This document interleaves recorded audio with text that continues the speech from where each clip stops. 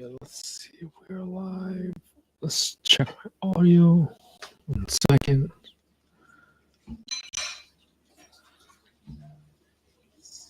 All right, we are in business. The audio is actually working today. Sorry about yesterday. I don't know what happened to the mic. I thought I heard something in the background when I tested the audio, but that's okay. Today, we got a subject to deal. And what caught my eye on this deal was that they said there was a long-term rental rate of $3,400, and you compare that to a PITI of $2,532. If you watch any of our lives before, sometimes I quickly rule out deals if I just quickly look at the LTR and look at the PITI. In this scenario, it seems like there is a good amount of room, I would say, between the long-term rental rate and the PITI, but let's prove it out. Let's actually figure out if this is true or not. So this property is 7145 Timber Trail in Southaven, Mississippi. Sorry, right? Where is this place? Oh yeah, right south of Memphis. Okay. Now, this is in a flood zone. No flood zone. Not fire area. Good to know. So the first thing I want to do is I want to get and understand, hey, what exactly is going on with this property? So 4-bed, 3-bath, it's a good size home, 3,200 square feet, huge. $376,000 for the purchase price with an entry fee of $37,000. That includes $29,000 of arrears. So you can see why this person is selling on a sub-2 deal, because there's a great deal of pain, especially if there's $29,000 of arrears that the buyer has to help the seller catch back up to. Sub-2 balance, $339,000. Interest rate is great, 5%. It's an FHA loan, so you got to be a little careful about self-performing on the close, because some title companies will not take that. Renovation started by seller, amount to complete $7,500. South, I think I've heard of Southaven before. I think it's a solid area. Okay, let's see if I can. Am I able to get the crime score for this area? Let's see if this loads. This one has been taking a while to load. Meanwhile, that's loading. I'm gonna go and just take a quick look at the property. There's a garage. Looks like it is definitely in the process of being renovated, but for the most part, you can probably assume what they're saying is true. Is that an in-ground pool? Okay, pretty big house, but it looks like it's in decent condition for the most part. So maybe we can take the $7,500 that the person recommended, because the place does look decently painted based on these photos. It might look worse in person, but $7,500 seems to be a relatively fair one. So I don't even need to estimate the rent. Okay, let me find out what the rent ceiling is. So the first thing I want to do is I want to look up the county that this property is in. This is in DeSoto County. So when you Google HUD FMR, you'll be able to find the small market rents. So you click on access to small area FMR. I'm just going to show this guy here. Boom, access to small area FMR.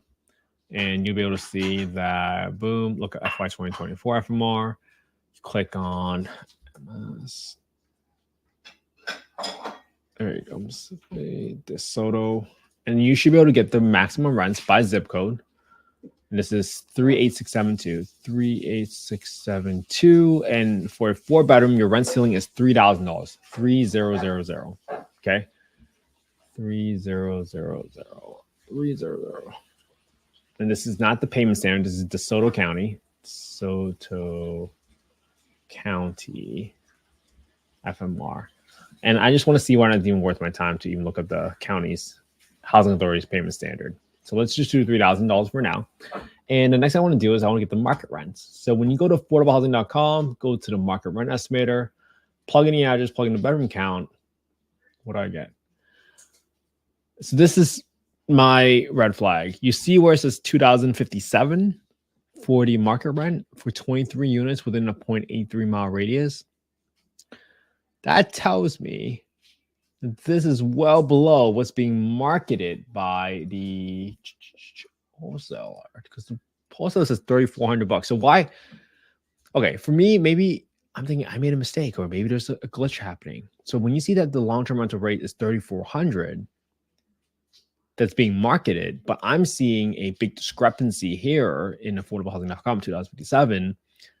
I feel like I have to get to the bottom of this. So when I open up Zillow, and I plug in the zip code here, and I'm doing for rent, 4-bed homes, and I'm only looking at single family homes because that's what we're looking at.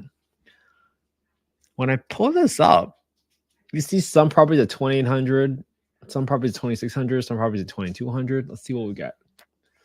4-bed, 2-bath. This property was listed 60 days ago for $2,750. This is just listed for $2,840. You got some for $2,550.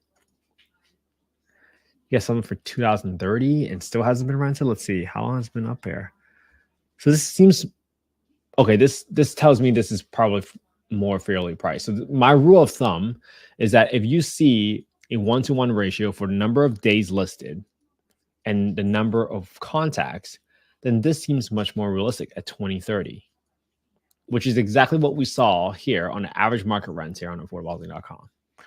Now, if I go look up, let's just say in this area a little bit more, let's look at 2,500. How many contacts have we seen for this? No contacts yet. Okay. Par for 6,500. A 5-bed, so that's not the same.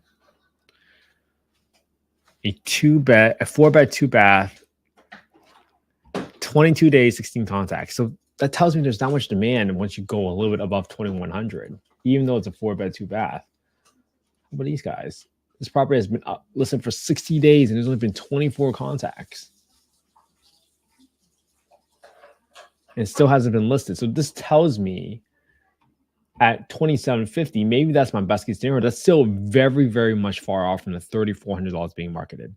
And this is how you would spend that time doing your due diligence and verifying and not taking at face value what the wholesaler is disclosing, because this is probably, I'm not saying they had malintentions. I'm simply saying, hey, they might have used the software. They didn't look into it in that great of a depth, but $3,400 to $2,750, huge difference. And on top of that, $2,750 is for a property that's been listed for 60 days with not that my and it still hasn't been rented. So is $3,400 realistic for rent? My gut says no, based on what I've seen. But let's walk it out, right? So if you are able to get what is being deemed as reasonable, you have to use this rent here at $2,057. You might want to go to $2,100 to give yourself a little bit of cushion. But even at $2,100 for rent, you already know that's not going to cover your PITI of $2,532. But let's walk it out so you guys can actually see how much you actually make on this property. So let me put this side by side. And for those who don't want to watch full screen, just go ahead and watch it on youtube.com/@Kent_HG. 376-354.66. We'll do $7,500 for renovation just to keep it super clean, super simple. $2,100 for rent. We got a entry fee of $37,000, so that's going to be $29,000 of arrears, and I'm assuming it's going to be a roughly $8,000 of assignment fee. That brings it to $37,000. You got 2.5% closing costs on this property, $7,500 for that. And then my mortgage balance here on the far right. Let's see, what can I do over here? Let's see, I'm going to blow this up so you guys can kind of follow. This is 339,354. Whoops, 339,354.66 for the mortgage balance. Interest rate is 5%. This was started on, this matures on 6/1/2052. So that means it started in 2022. 30-year term, no secondary loan. And if you go to the monthly property taxes section and just put in the PITI of 2,532 equals 2,532, I'll subtract or less the principal, less the interest rate. That's how you can back into the property taxes and the insurance number for the current property. Now, usually if it's an FHA product, you would have to assume that someone lives there as a primary residence because it's an FHA loan. Usually an insurance premium for a primary residence is going to be lower than an investment property. So in order for you to make up for that difference, you would want to add in an extra $25, $30, $35 of monthly premium every single month because usually an insurance policy for a rental property is a little bit higher. Then we got 10% for maintenance. We got 10% for property management. I got 5% for vacancy. This results in a whopping negative $987 cash flow, $2,100. Negative 987. And that's a negative 22% cash and cash return, assuming your purchase price was $376,000 with a $7,500 rehab. Okay.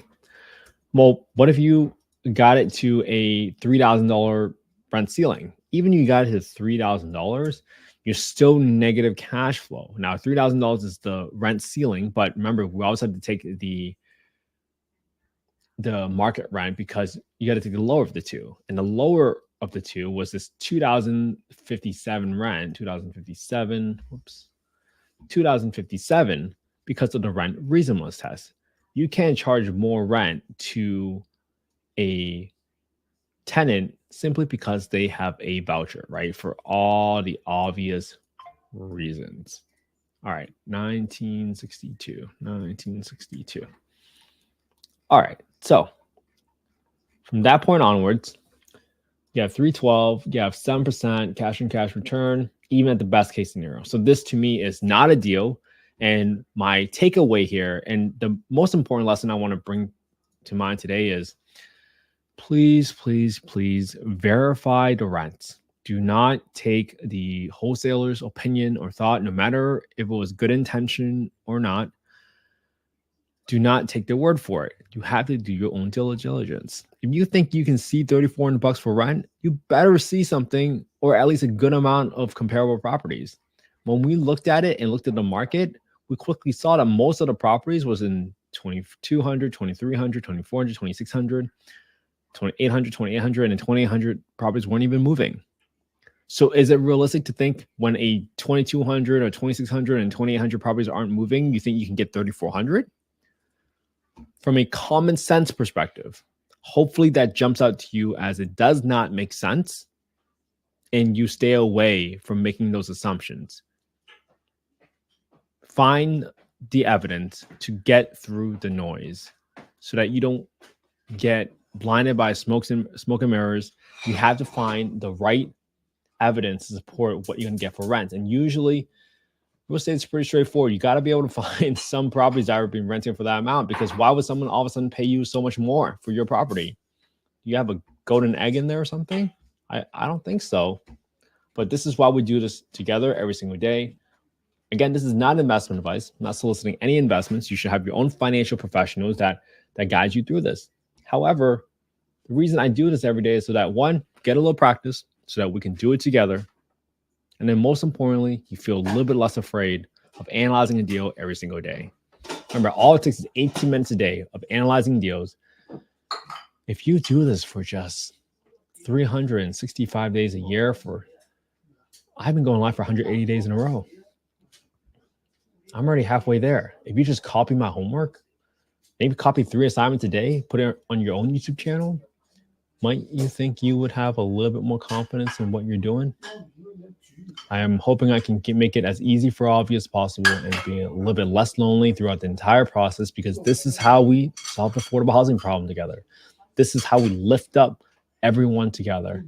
You're supposed to analyze these deals better than I am. You're supposed to do it faster than I am. I really hope that you can take what I analyzed today, same property, same spreadsheet, just DM me your email on Instagram at @investwithkenny. My assistant will send it over to you. But this is why I analyze these deals, so that you don't succumb to simply in what the wholesaler lists for their rental rates. You know how to verify the gross rents for this property. You know how to check it. And most importantly, you get the practice. You get the reps in. Because when it comes times for you to, let's say you have a partner that asks you, hey, why do you think this is a deal? Well, you can point them to your own YouTube channel and show them the last 180 deals that you've looked at and how they were all not deals. Might that give you more confidence? Might that give your partners more confidence that you know what you're doing? Because sometimes we need to learn how to spot a deal that's not a deal. When you learn how to say no, it actually becomes a yes to something else. When you quickly realize how to rule out properties, you will save your time. You save yourself so much time so you don't burn out. And I really hope this video helps one person today, because that's really my goal. And I really appreciate you all tuning in this live with me today. So, hey, thank you so much for the support. Thank you so much for being part of this affordable housing community. I just had a podcast recording with Brett Wiseman. I can't wait for that to come out next week. I'm super pumped. I'm super jazzed. And he dropped so many gems. And I can't wait for that episode to come out. So thank you so much, everybody, for coming on. I'll be back here again tomorrow for day 181.